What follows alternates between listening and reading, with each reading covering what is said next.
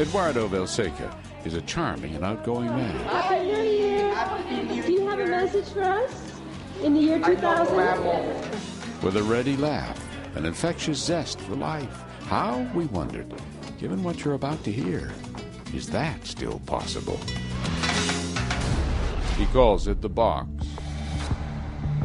So this is exactly the same size? Exactly. To get a sense of this bizarre prison cell, we built a replica. This is a precise copy of the miserable container in which Eduardo was held for 7½ months. Here's where the air goes in. Here's where it's pumped out.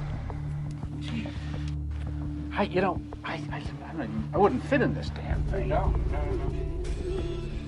Just like the original, the inside surfaces are covered in dark, abrasive rug, a single bulb in the ceiling, an electronic eye watching. The box is only slightly wider than our own shoulders, barely long enough to lie down in. This is unbelievable. How do you keep your sanity? When I first arrived here, and I repeat myself over and over and over, calm your mind down. When he first came here, that was the violent ambush in the Jeep outside the school. Then the bloody, semi-conscious hooded ride that followed, a blind hustle into a building, up a stairwell, on someone's shoulder, the stripping of all his clothes, the sudden confinement in a box. Since the first minute, that's the only thing I ever saw, just that box. Then the vicious daily beatings and the rules. Rule 1, no talking, ever. Communication was by handwritten note. The kidnappers would signal when they wanted to enter the box. Always twice, always like that. And that was your signal to do what?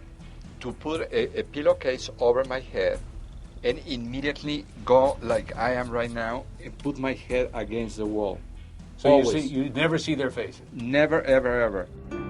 They watched him on the webcam, kept him naked, fed him an occasional piece of fruit or a salad. A small bucket served as his toilet. It was rarely emptied. His kidnappers kept the light burning day and night, blasted the inside of the box with high-volume music. I say, please, just turn off the music just once, please. They say, if we turn off the music and you're able to hear what we talk about, then we have to kill you. How loud was this music? Very loud, to the point that I lost 15% of my hearing on the right side. It was a combination of the loud music and the beating up my head. So, then sometimes I went like this after they left the room. I couldn't feel a shape of my head anymore. It was full of bumps. The beatings, said Eduardo, intensified each time he was ordered to write Jane a new letter, begging her to pay. And he will hit me so hard for so long that I think he only stopped when he ran out of energy. He will go on and on and on and on. He broke my bones and all that, just kicking me.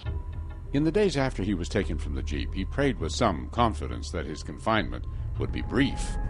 He wrote notes to his captors, saying he wasn't the wealthy man they'd taken him to be. Surely, he thought, they'd check and discover that. I had nothing but high hopes. I thought, this is my last week. I really believe in my head, this is it. Next week, I'm getting out of this box. But he didn't get out. Not for a minute, not for a second. He secretly marked off the passing days on saved scraps of paper. Slowly, he starved. If they gave him a bit of chicken, he'd eat the bone as well. An egg, he'd eat the shell. And the tortures intensified. The kidnappers sent him notes, telling him Jane didn't care about him, had moved another man into the ranch to live with her.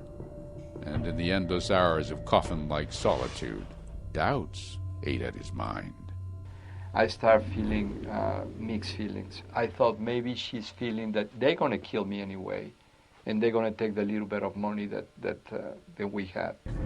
They forced him to write those accusing letters to Jane, he said. And when she still didn't pay, they gave him a note announcing they would shoot him.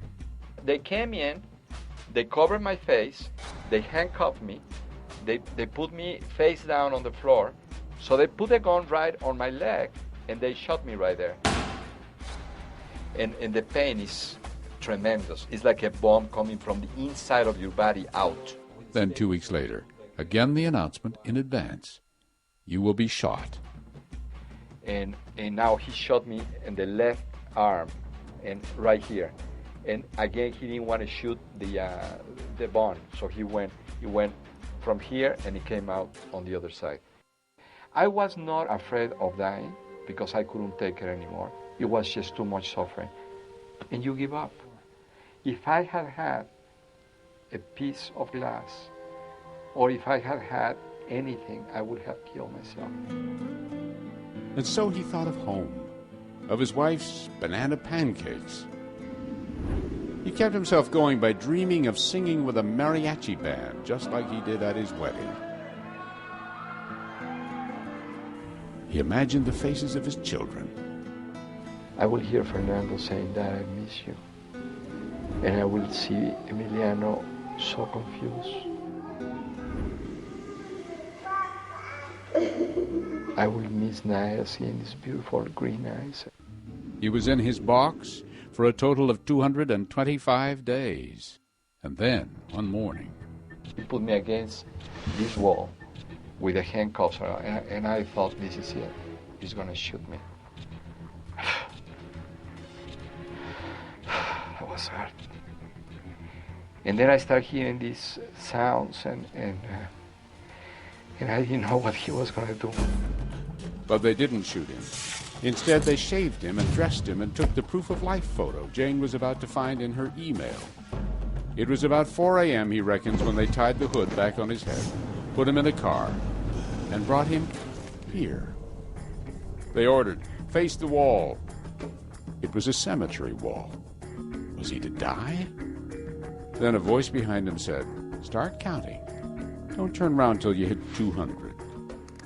So I start counting from 1 to 200 right here. And Did you get all the way to 200? yes, absolutely. Oh, I was so scared. You know, I didn't want to screw it up. And then he turned around, and they were gone. You had been in that box all that time, and here you are standing all alone in the middle of the night under the sky. What was that like? I felt the wind and the space, and I could see the stars and those lights so far away. The first time in 7.5 months that I could feel the wind. Yeah. And I could move my legs and just move away from the wall, and it felt really like walking in a different planet. In a lunchbox were 2 boiled eggs, an apple, and a few pesos the kidnappers had given him for the trip home. His legs were so weak he stumbled and fell repeatedly as he hobbled to the nearest highway. He had no idea where he was. And it was an old man already sitting there waiting for the bus from Mexico City.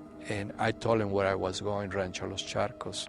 And he told me, this is the right bus. Which is how, early that morning, Eduardo Valseca arrived at his own back door and asked his wife to make banana pancakes. Unmitigated joy. And terror. Terror? Oh, yes. It wasn't over. I couldn't even relish in the moment of having my husband back because we were still dealing with these people. Now remember, the kidnappers were holding Jane and Eduardo's employee, the man who'd volunteered to deliver the ransom and for his trouble was snatched at the drop site. So now, a new round of emailed demands began arriving. We started negotiating. It was like the whole thing all over again. But it wasn't quite the same, and thus the terror. The kidnappers promised to kill not just the employee if their demands were not met. They vowed to murder Eduardo, and Jane, and Fernando, and Emiliano, and little Naya. All of them. We're going to kill each one of you, and the little bit of money you have left that you didn't give us is not going to be enough to bury each one of your members of your family. So you're still terrified, you know. I just couldn't believe it wasn't over. Jane and Eduardo traveled to Mexico City to be debriefed by senior officials of the federal police. It was here, after the meeting, when they were suddenly surrounded by men with assault weapons,